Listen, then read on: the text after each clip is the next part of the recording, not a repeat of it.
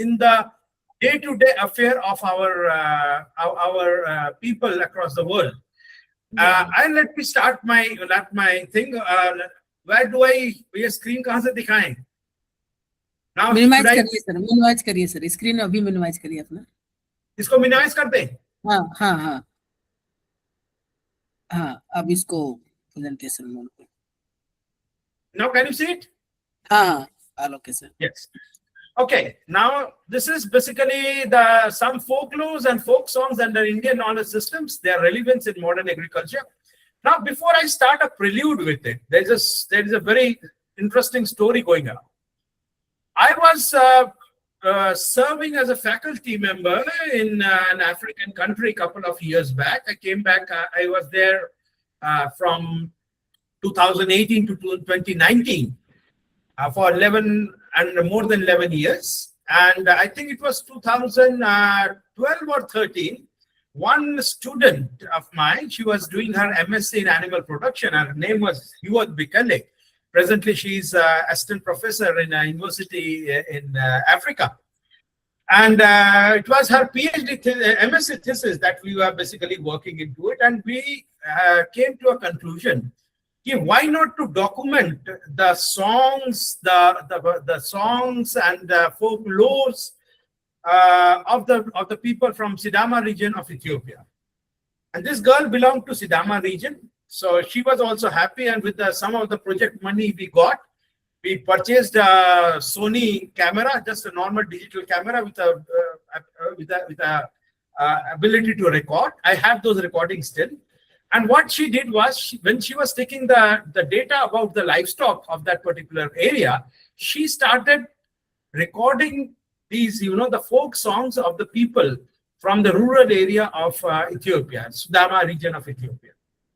And we could get so many songs which were basically associated with how to select an animal, how to understand which animal is good, how to understand, the relationship between humans and the animals, how the eye of an animal is basically expresses its relationship with humans, and all those type of things. That was a wonderful recording. She had across several of them. And now it is in the archives of Biodiversity Institute in Ethiopia, in Addis Ababa. That particular city is there as an archive. And maybe those people who sang those songs, or those who told them about how to select an animal and all, they may have died by now, but the archive remains. And that is what in the last presentation, it was also said that, the documentation and digitalization is required. That is absolutely necessary. Absolutely necessary. Here I am basically telling about few folklores and folk songs, which I thought, will accommodate in that small period of 40-45 minutes, even it will be larger. And this is related to something about Eastern India, Southern India, Central India, and Northern India particularly, and with a little touching going around. So having said so, let me go to the next slide. Okay. So in the context of modern agriculture, the traditions offer culturally resonant, ecologically sound tools, which are basically address the contemporary challenges which the people face.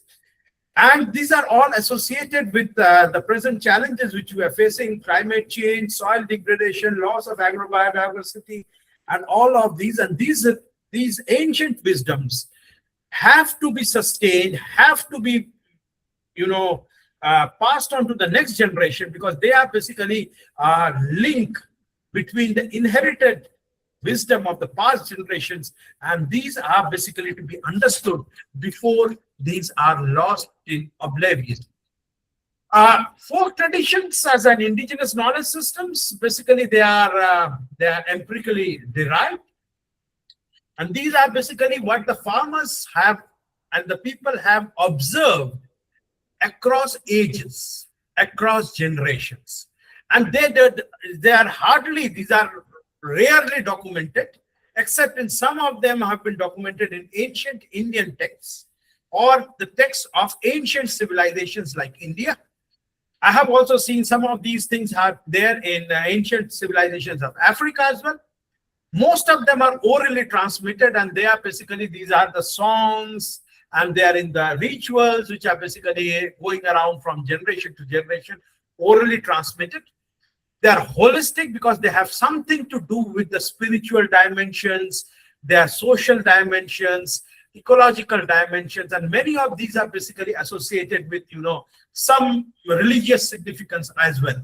And thereby what happens is the whole tribe, the festivals, and the soil aligns with the agricultural cycle, seed purification, soil preparation, and all those type of things. And the primary purpose of a folk song is to break the monotony of labor. Whenever even when you see in case of Assam, Bengal, there are songs like Bhatiyali. There are songs which are basically with the rowers, the people who are are rowing the boats across the river Ganges or river Brahmaputra. They basically keep on singing this primarily only to break the monotony, and these are very well documented by the late Sachin Dev Burman, the father of Rahul Dev Burman. He has documented many of these type of songs in his and have been used in Hindi movies as well. And they basically, these are some of the things which are there related to how the people are working in together. They are also many times are speaking about their daily life, the way they are basically observing things and all. It's basically where the people are working in collectively and they are breaking the monotony as it is. So I'm taking about some of the folk traditions. I cannot take many of them, but I'm taking some of them. For example, in Bengal, my state, we are looking into the Karma Sangit, Tusi and Bhadu. These are basically, they are work songs when the people are either planting paddy or harvesting paddy. And these are basically out there, and their primary function is to transmit the knowledge on the cropping sequence, plant protection, and planting times. And that is what they do. Even in case of these Tusu and Bhadu, there are times where the people go and they worship the paddy plant for giving them, the harvest so that they are able to sustain. They basically pray to the plant, they pray to the land that they are basically they are giving them the sustenance. Another thing which was, of course, not mentioned out here, but is very famous is the Bihu of Assam. And whenever we are looking into Bihu also has some things to do with the agriculture, how the crops are being cultivated and how the people are happy. Even when you see the thing in Punjab, the Baisakhi, and you have also the other Lori. These are all sort of associated with agriculture, some or the other. And in Bhojpur region of UP, Bihar, and also part of Nepal is the Ropani, Sohani, and Nirwahi songs, which are basically task-specific songs. They are something to do with transplanting, weeding, and these are primarily sung by the women. Kerala, there is a Najarpattu and Kattapattu thing, which is again a work song, and the rituals and sung during the paddy seeding, praying for the harvest, also praying to the god that the plants are free from diseases and pests and so on. In Rajasthan, they are also having the Haryalu and Sankhyali, which is there. It's again work song and for forecasting the type of season going around, sung during the plowing, contains lyrics for predicting weather and monsoons. In Uttarakhand, we also have Hodiyali Baul, which is a work song sung during transplanting, and with this beating of the hudka drum. And in Chhattisgarh, we call it as the Suagi. It is a song which is when the women basically are singing during the harvesting season. And these are, well documented things which we are slowly losing out.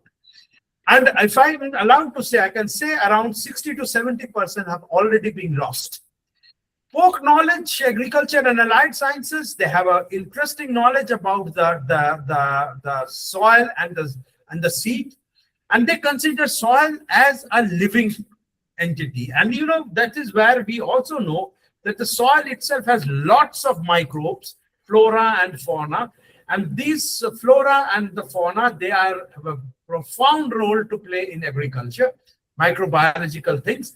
And they, when we are now looking into mycorrhiza and other type of things, and these people, they understood that these flora and fauna are important.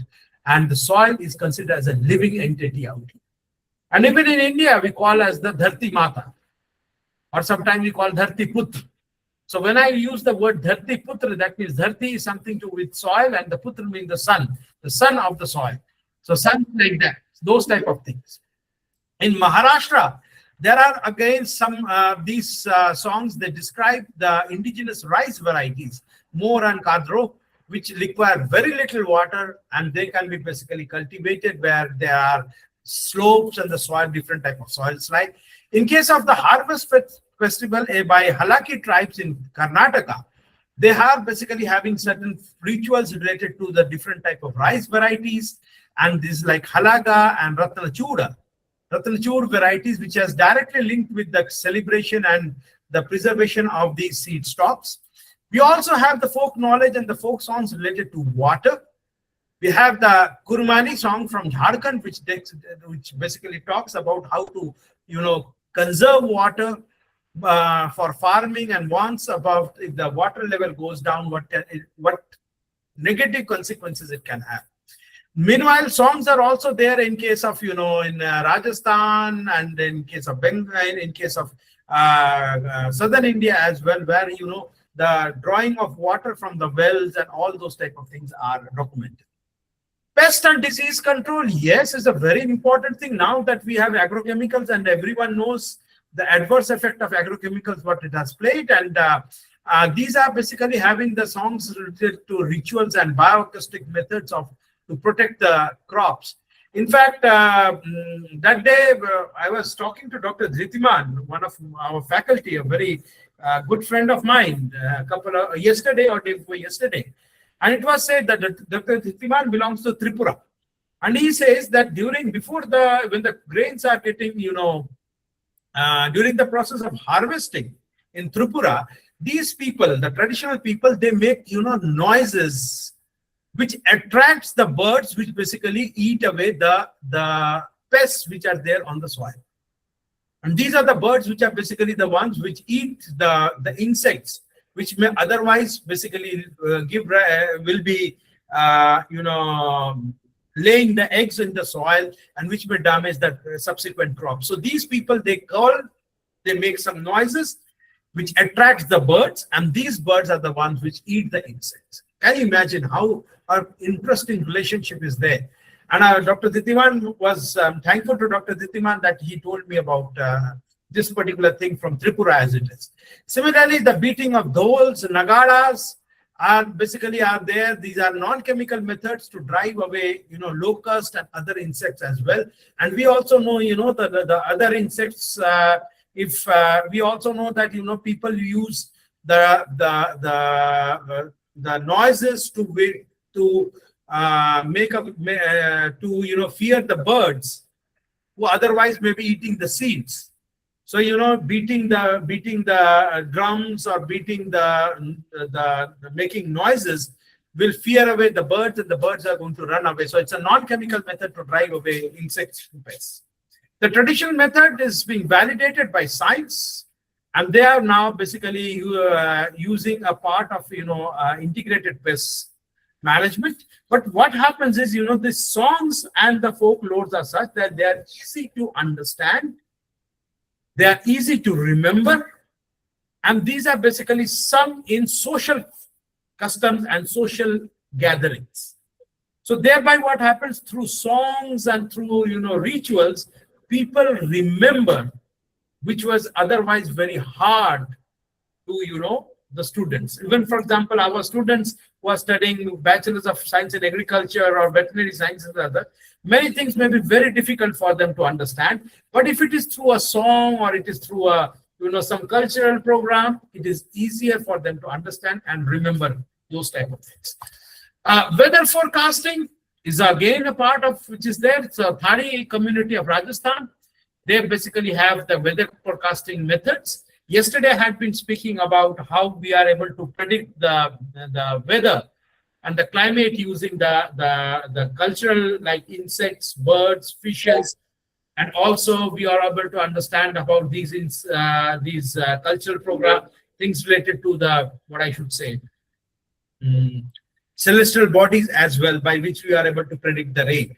But here again, there are songs which are there in case of Rajasthan. Say this, Din mein pade tawdo, rate thanda bhav. So that is what is saying that if it is blistering heat in the noon and it is the cold breeze in the night, it predicts the approaching drought. So that is where it is coming. You say it's a song, and that is how they are able to do it. One of the very important things, in fact, I had been discussing with my daughter also a couple of days back, and she was also telling about it. She will be also presenting. Maybe I see her in today's program again. And we also were telling about a person known as Khana. This Khana was a lady, and she belonged to a rural part of Bengal in about 9th century around. And she was basically married in a place near Barashat, from where I'm speaking now. And this lady, had learned many of these ritualistic songs, which are basically is associated with agriculture and allied sciences.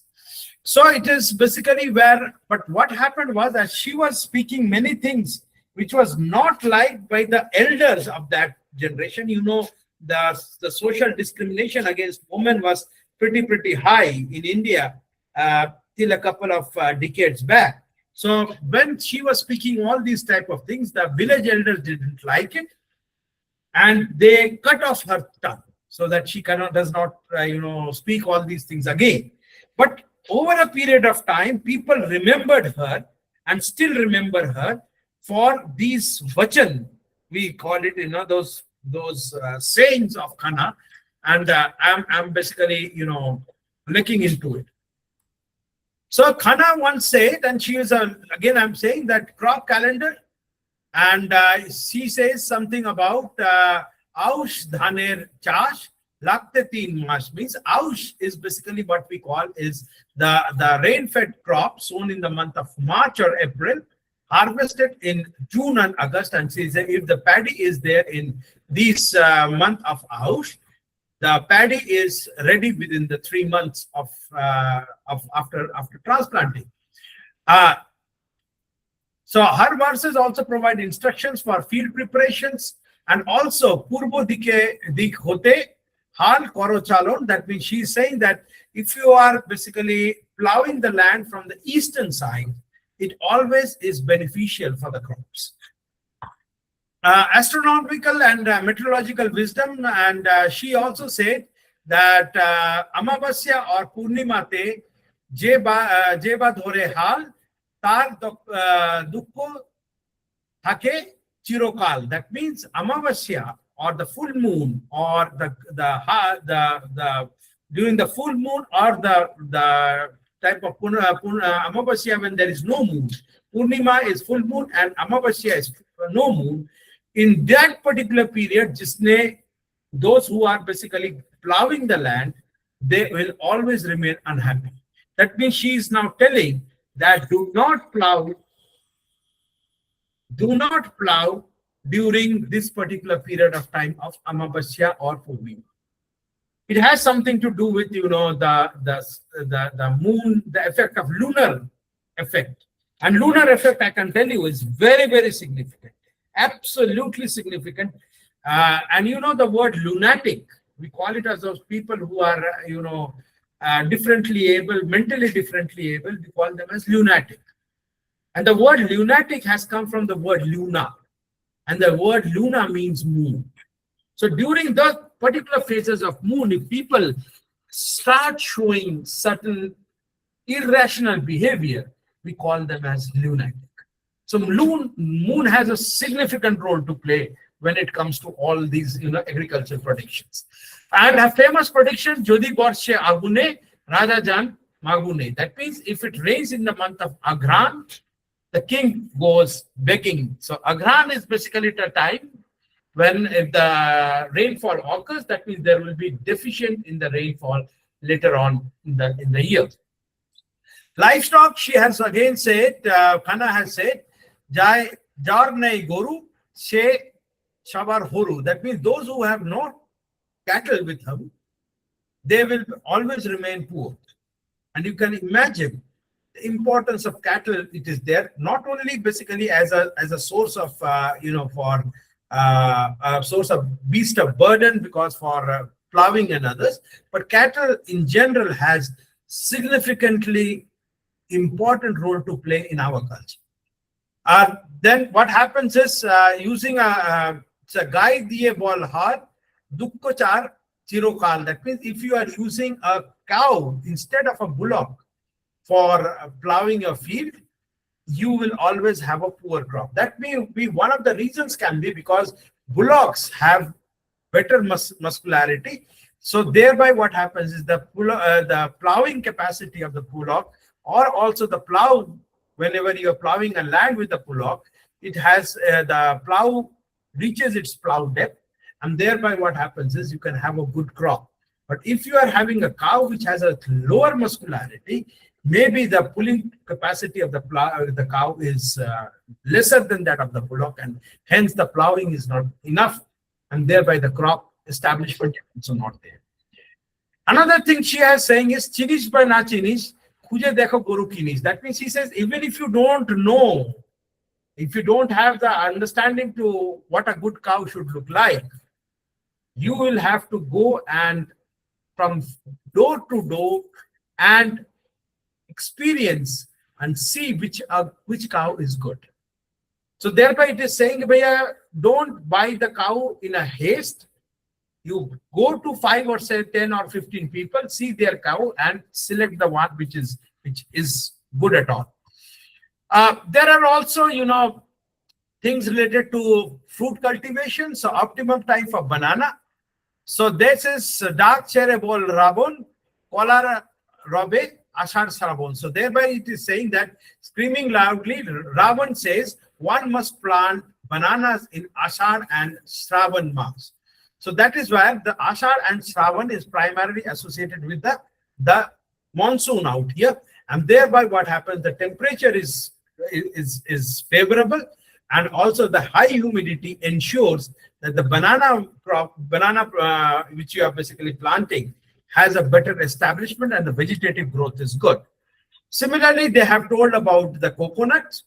So it says narcoler mule chite dao gach tae taja mota tara tari dhare gota. So he says, if you are using rice bran or chaff at the base of the coconut tree, the tree becomes fresh and will bear fruits early. It's primarily because you can see when you are using the rice bran and chaff, it may contain certain minerals like potassium, phosphorus, also micronutrients like zinc and iron, and thereby what happens is it will help in the growth of the crop as a whole.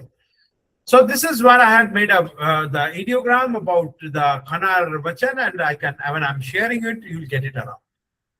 Similarly, they had told about how to, in agriculture, we always say that plant to plant distance and row to row distance. And this lady in 9th century said that bish hat kore phak am kathal pute rakho gach gachari ghon robena fol tate folbena. So she is saying that maintain a gap of around 30 feet while planting mangoes and jackfruit. Do not plant the plants near to each other, otherwise you will not get good yield. Absolutely going through the modern agriculture where we maintain a strict plant to plant and row to row distance. And also when you are planting the plants near to each other, the leaves are going to touch, and many times the diseases and insects will also be transmitted from one tree to another. Similarly, what is said about pointed cow, potol bune phagune, fal bade dugune. So if the pointed cow is sown or the plantlets are basically transplanted in the month of Fagun, that is the February and March, yield is higher out there, and that is where it is saying that the relationship. So I have several of them. I'm not going one by one, otherwise it will take a long time. We can, if the organizers give me one full session, that means one full day session, I can discuss about one by one of this. Then we have the Karma Sangeet. Karma Sangeet is basically associated with the agricultural labor. This is also a part of Eastern India, Bengal, which is associated with songs for plowing, sowing seeds, paddy transplantation. Bhadu is basically where we are carried out in the month of Bhadu, that is August and September. And this is the time when we are welcoming the onset of rain. And also this is the time when the transplanting and sowing of the crops occur, because after the summer heat, which is there, ends primarily in the month of June, July, comes the Bhadra Mas, and that is, it is very much beneficial for it. And in order to have this Bhadra, what they do is they make a idol of a princess and they worship it. And they say Bhadra was the one who used to take care of the farmers, and thereby the farmers still welcome or pray the princess Bhadra during this particular being. So the themes explore daily struggles of the farmers, triumphs and resilience of the farming community over odds, and all this is there in the Bhadra festival. This is the Karma Sangeet and also the Bhadra festival, primarily there in the districts of Purulia, Bankura, which is there in southern Bengal. It has something to do with agriculture and all those type of things. Bhadra, again, I'm saying it's again agrarian things, and the idol and the songs are also sometimes depicted. It's primarily carried out using different type of, the instruments. And here you can see the legend of Princess Bhadravati is also said out here, how Bhadra was basically there and what happened, and all our life is also explained during these type of festivals. Tusu is basically there in the month of Posh and Magh, that is the December and January. And this is where they are basically, the festival and its songs forms a thanksgiving for a good harvest. That is what I'm saying, that I've seen the people go to the plant, go to the field, they pray to the plant, they pray to the soil, and they basically pray that due to the god of the soil and the god of the plants, they have a very good harvest, and it's like a Thanksgiving festival which is going on. So they have also, the Tusu is derived from Tush, which is basically nothing but outer coating of the paddy, which is associated with paddy cultivation. The songs are simple. They are because focus on nature, and they also have the Tusu idol, which basically, they establish the Tusu idol in the field for some period of time, and later on they immerse the Tusu idol in the river, and that is where the harvest cycle and the song ends. This is where you can say this is the Tusu idol, and you can see out here handcrafted Tusu dolls are there, and these are basically going around. And it also has something to, this particular period has another important out here where we have Sankranti, that is the month of December, January, which is associated with Makar Sankranti and others. And this is the period where the people make, certain sweet meats at home. We call it as pita, which is basically come out here. And this is Tusu. While Bhadra was basically a princess, Tusu is the name given to a younger girl of a farmer, and basically a farmer's daughter. And this is associated because the year when they are praying to the paddy plant, it is like they are praying for a father, or the mother is praying for the daughter, and the daughter is giving the harvest in form of rice, which is basically a part of the culture. So then another interesting thing when we go in case of Assam is the folk songs, the Bihu. And these are basically a part of Assam's agriculture calendar. Like that, we have the Lodi in case of Punjab, and we also have the Baisakhi is there. And that is where the tradition is, the oral nature of the tradition is there and does not have, any written documents, but it is passed from generation to generation as it goes around. And we have the Bohag Bihu in April. It's known as the sowing festival. Then we have Kati Bihu in October, the festival for scarcity. And then we have also the Mag Bihu in January, which is basically the festival of feasting that is associated with, the wholeness of abundance of food and feed and ritual offering to the god for the Thanksgiving, which is going through.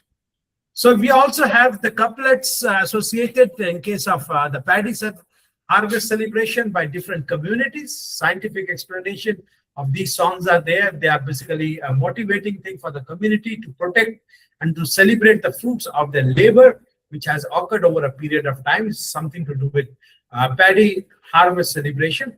Also, they have something to do with what we call as the varietal knowledge. The lyrics refer to the need to fill local granaries with bora, joha, and other types of varieties.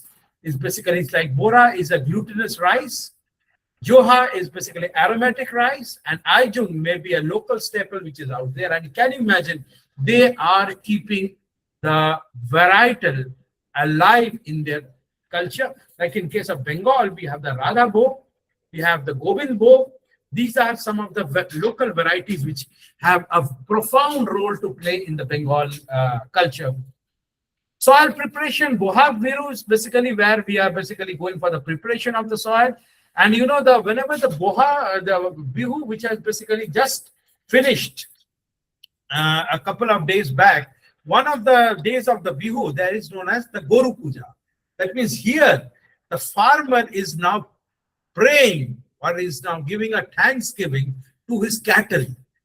Because the cattle is the one which provided them dung and also the power when the tillage took place. So as a ritual, the farmer is now praying and is basically giving a thanks to the cattle which has, whose labor has basically brought him the harvest and the plentiful of harvest. That is where you can see a very intricate relationship between man and his livestock. When I'll be coming to the other topics of mine, you will see how the relationship between the human and the livestock exists, and how these livestock have been perfectly cultured, perfectly developed by the humans over a period of time. And I have several stories for that. I had, I think I should share some of these stories in my later presentation with the younger generation like you, so that you can also pass on these stories to the generations to come. Because many of you will be serving for a longer period of time than me when it comes to the academics. So maybe you will be able to, transmit these songs to your, these stories to your students, maybe after I pass away from this world. Bihu, when you can see Mag Bihu, we have the Kati Bihu, we have the Bohag Bihu, and here you can see in Bohag Bihu, they have what is called the Goru Bihu. Goru means cattle, where the cattle is basically ritual bathing with the herbs and the turmeric and things going around. And just Goru Bihu was there last week only. So I asked one of my friends who was there in Assam, Krishna, I said, what did you do in Goa, Goru Bihu? He said, I gave bath to my pigs. So he has around 50, 60 pigs, and he says, I gave bath to my pigs in Goru Bihu. And I said, that's fine, good enough. Go ahead with it. Then you also have, in case of, they also have something to do with the different type of grasses, planting species of grasses, which are basically there with the ones which is of daily use. For example, the khogori is a reed, and the birana is a type of grass, and keabon is basically used out here by these people. Flowering trees, where they are about nohar, ketki, berili, these are out there, and these are basically provides timber, fragrance, and also the medicinal plant. And even in Assam, there are lots of traditional orphan crops we name as, and these have high ritualistic things going around. So even when you say natural aesthetics, when you say Bhupen Hazarika song, so the Modore full, basically, which is says it has something to do with all these type of things going around. Feeding for growth, Lao Kha, is also out there, where they are basically using the lao, that is the lauki, we call it in Hindi, or lao in Bengal, is basically out there. It's basically the feeding strategy. Even in Bengal also, we have certain rituals where we use certain vegetables in a particular part of the year, because it is expected that that has a medicinal property, and it has something to do with the health of the people, especially in case of, in the month of March, February, March. We have the neem begun, that is the neem leaves, and the brinjal are fried, and that is taken first in our food. After that, the other food are consumed. So that has something to do with our religion as well. I mean, the health as well. So thereby what happens is they also have something to do with ethno-veterinary practices, where the cattle are fed with gourds and brinjals, and providing with new attaching of the ropes. Beyond nutrition, they also have as I said before, in Guru Bihu, they acknowledge the contribution of the animals when they are preparing the land and the hard labor going around. Folk songs, Ropani, Sohani, and Nirmani, which is out there, is part of the Bhojpuri speaking region of Eastern India.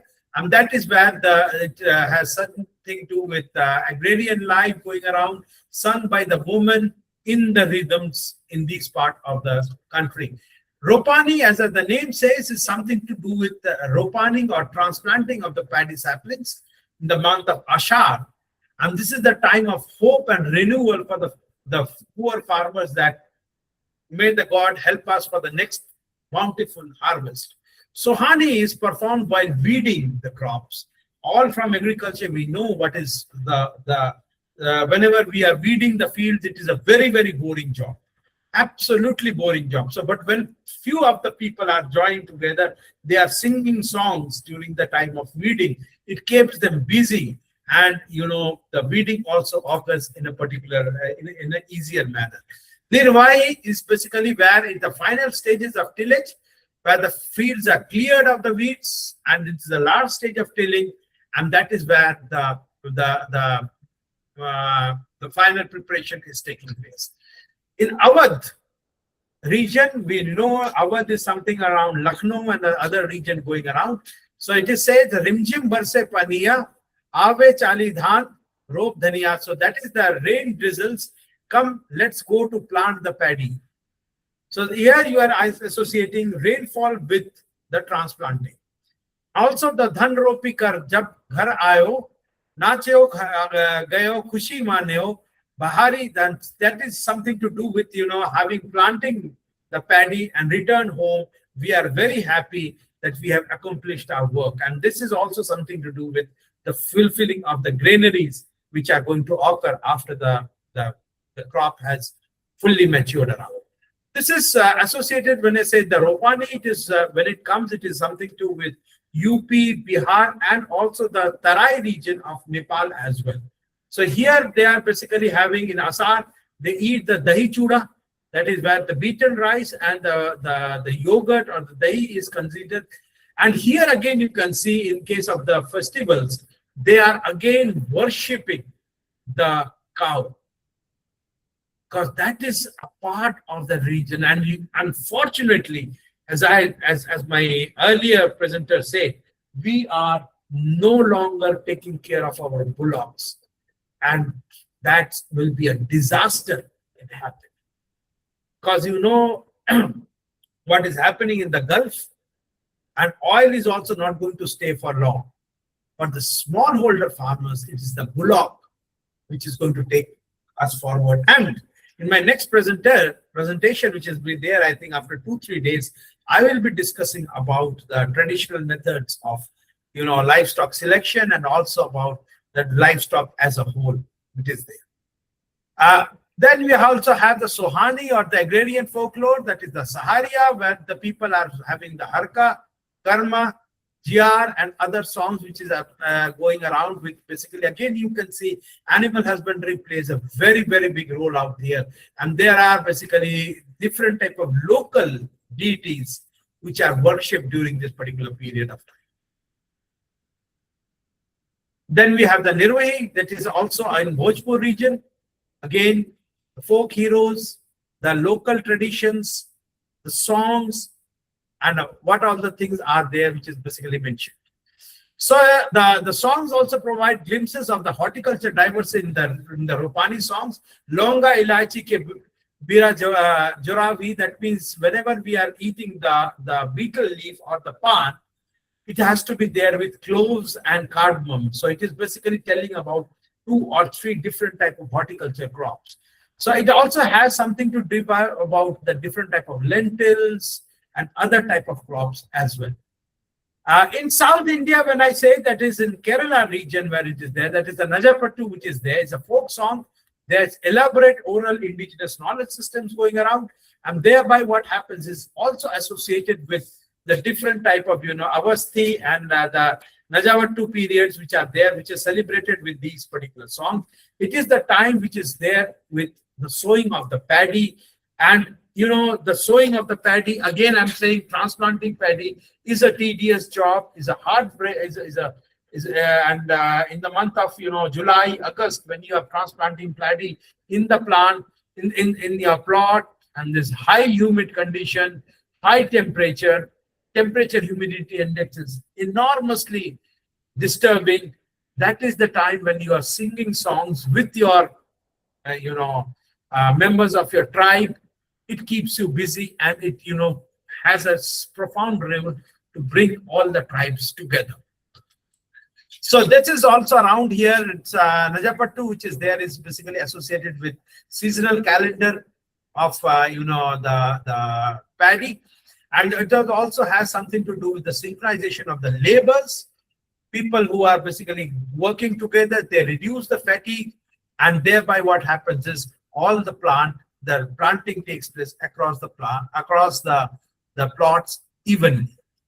This is where you can say the agriculture folklore of Kerala, and there where you have the different type of singing by the woman, and it has something to do with the prosperity, the cropping, and again you can see out here it has something to do with local deities, livestock, local food, local varieties, and all those type of things. So as you say, the Najatu means paddy transplanting, and Pattu means song. So that is basically a folk song which is sung by the woman during the time of transplanting of paddy.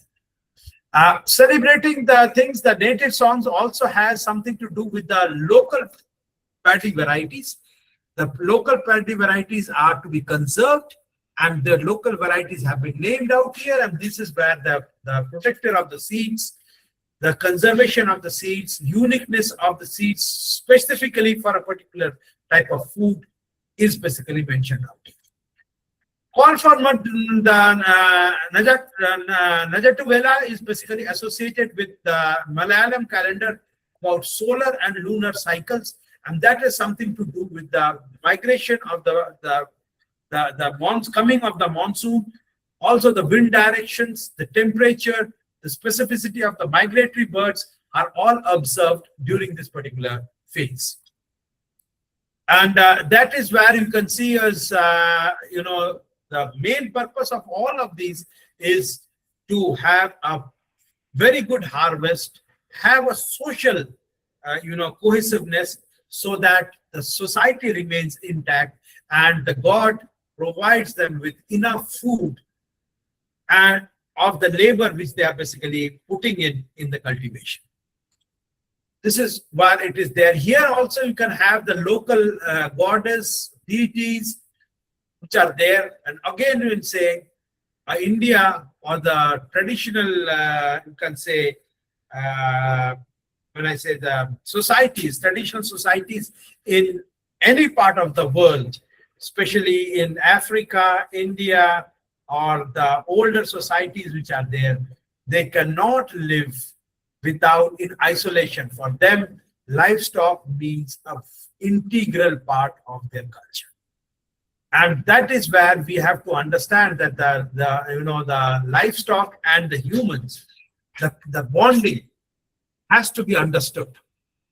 We cannot, live in isolation. An agriculturalist remains in isolation. A veterinarian remains in isolation. It cannot be. because for us, the paddy is as important as that of a cow. These are basically also has something to do with ritualistic forecasting of the weather, pre-harvest sampling, and especially what happens is the act of cutting small portions of unripe sheath, placing them on the plantain leaf. Plantain is what we call as the green banana, for which we also eat the vegetable, which is being used as a vegetable. For other, prayer represents a scientific principle of pre-harvest sampling. It's a ritual way to inspect the grain's development, to check the diseases and the pest damage going around. And they also carry out the prayer for multiplication, seed setting, and all those type of things going around. They also have something to do with the local seed varieties like Aron, Nagari, and other varieties which are required for different type of cultural events and the social programs. And in these, what happens during this type of things, what happens is the local varieties remain conserved. Also, the sun has something to do with the goddess of Mahadevi, which basically gives the different type of seeds. And we are basically praying to the god that bless us with better harvest this time and the next time as well. There are also in Western Rajasthan, there are also Haryalo and the Sankhya folk traditions. It serves as basically a link between the agrarian community. The Thadi community of Barmer and Jaisalmer use these the Rajasthani couplets of Sankhyas to forecast the weather with enough accuracy. And they also create each year, you can see, they are now creating these Sankhyas every year to remember what actually occurred in a past year, this year, and basically based on these songs, they can predict the future as well. You also have these things as Orkia folklore, which is there in the Himalayan regions of Uttaranchal, and here where they are using the hutka drum. And this also has something to do with paddy transplanting, the monotony of it. It is basically a way to boost the morale of the people and also conserve and maintain the biodiversity of the region as a whole. And here they are also praying to goddess like Bhumi Devta, land the deity. As I told you before, they say Bhumi Putra, Bhumi Devta, Bharat Mata, and all these are basically relating the culture with their own family system. And also they also pray to the gods of rain and pray to the gods of cloud so that enough rainfall is available so that the society remains and nobody goes hungry. And this is also again something to do with Haryalo songs, and they have something to do with the season of Sawan. And Sawan is basically associated with the rainfall, and likewise. It has something to do with, again, the category, I said, agriculture. Din mein pade tavlo, raat thanda bhav. That was again in Rajasthan. Part of it is where they are predicting the rainfall. Whether when there is the days are hot and the nights are cool, means there will be no rain, but the rainfall will be scarce in that particular year. And also, Kal kare me padeo. Khair kare me chadeo, that is here the drought says I am progressing, but Khair says the prices are high because of the less production. That is how the bioindicator of rainfall, lack of rainfall, and the price of goods are basically being seen out here. It says when the bioindicator of monsoon, that is the Khair, which is there, which is used as a desert vegetable. It thrives in low rainfall conditions. It's a poor production indicate that the soil has more moisture, and this is basically associated with the bioindicator for moisture in the soil and the fruit as it is. It also has something like Sawan mein Surya chale, Bhad mein Purvai, Asoja mein Pirva chale. That is here what it's saying is the southerly winds in Sawan, easterly winds in Bhado, westerly winds in Asar is something to do with the agro-meteorological things and the forecasting as it goes along. Again, in horticulture, there are several of these songs, the Haryali part of it. And they are also saying something about the different type of, crops going around, how the plants are basically associated with the breeding of the plants, with the rainfall, and all those type of things have also been discussed around. Animal husbandry, which is say Bhad me Purvai, that is eastern winds in Bhado. It indicates that there will be enough of fodder. And if there's enough, Bhado is something to do with August and September. And if there is enough of fodder, that means the animals will be very, very healthy. And also it is said that Asajo me Pirva Chale, that is the Pirva Chale is the western winds in Asar month. It has something to do with the rainfall again. And if the rainfall is high, fodder will be high, animals will be healthy, and thereby what happens, the animals will be having better draft power, and the female animals better milk production. Again, it has something to do with fisheries as well, where we are telling about the rainfall and how the ponds get filled up and all those type of things. Hydrological cycles are also mentioned. Weather forecasting is also there. About din mein pade thandao, that we said about it is something to do with the coming of monsoon. And again say it is say kal kahe me bhareo, khair kare me chhadeo, that is something to do with the khair vegetable, which we had said if the moisture is high, khair cultivation, the production is low. If the moisture is low, the khair production is high. So khair acts as a bioindicator for the rainfall or the moisture and other type of things as well. Weather forecast, we have enough of them. And Geet is primarily a part which is there in Chhattisgarh region, where the people are basically, the females are, welcoming the coming of the parrots. Sua is the parrot. And what happens is, when the parrots, basically the messenger conveys woman's separation from her husband. And once, the parrots come, parrots are associated with the bountiful harvest. If the parrots are there, that means the grains will be higher. And if the grains are higher, that means what will happen is the people will be very, very satisfied. The community will be very satisfied with it. Weather forecast is also basically associated with it.